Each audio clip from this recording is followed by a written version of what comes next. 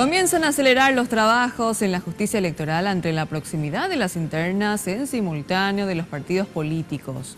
Más de 1000 equipos del sistema de transmisión de resultados electorales preliminares TREP ya fueron enviados a los locales, así como los casi 12.000 kits electorales.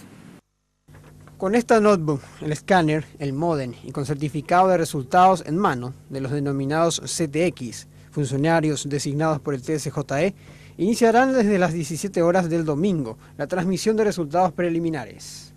Oficiosos, no son oficiales, pero nunca hemos tenido diferencias entre ese resultado preliminar y a la luz de la revisión del acta. ¿Qué estiman que estaría ese resultado el domingo?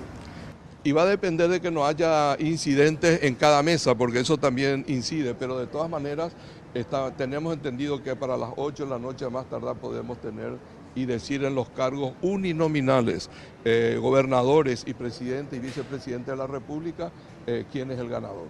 Y un teléfono, siempre tenemos un teléfono.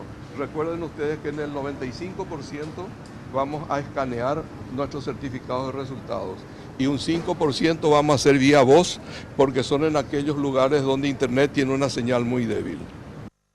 La venta de votos es un delito, pero la actual ley es antigua y difícilmente puede evitarse que el elector saque una foto de su voto en el cuarto oscuro. Entonces nosotros no hacemos requisa, no le chequeamos al votante para ver si tiene o no tiene celular. ¿Por qué? Porque es algo personal y él tiene el derecho de tenerlo si lo quiere. Desde este martes, las oficinas de la justicia electoral en cada ciudad reciben las papeletas, bolígrafos, cuarto oscuro, actas y sobres. El envío comenzó en los departamentos más alejados. 7.025 kits corresponden a la ANR y 4.625 para el PLRA.